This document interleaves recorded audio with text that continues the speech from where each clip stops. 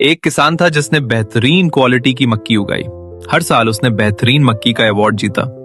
एक साल एक अखबार के रिपोर्टर ने उसका इंटरव्यू किया कि उसने कैसे पैदावार को बढ़ाया। उसके बारे में उसने कुछ दिलचस्प सीखा। किसान: मैंने अपनी मक्की का बीज अपने पड़ोसियों के साथ बांट दिया।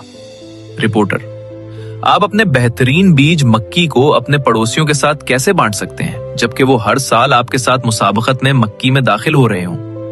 किसान: क्यों जनाब, क्या आप नहीं जानते कि हवा पकती हुई मक्की से पोलन उठाती है और उसे खेत से दूसरे खेत में मुंतकिल करती है।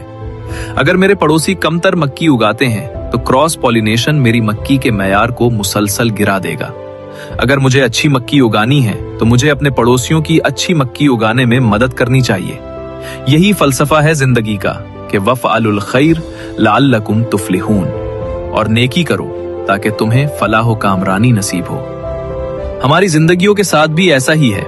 जो लोग बामानी और अच्छी तरह से जीना चाहते हैं, उन्हें दूसरों की जिंदगियों को संवारने में मदद करनी चाहिए, क्योंकि जिंदगी की कद्र उन जिंदगियों से होती है जो उसको छूती है। और जो खुश रहने का इंतखाब करते हैं, उन्हें दूसरों की खुशी तलाश करने में मदद करनी चाहिए, क्योंकि हर एक की कामयाबी सबकी फलाह व कामयाबी से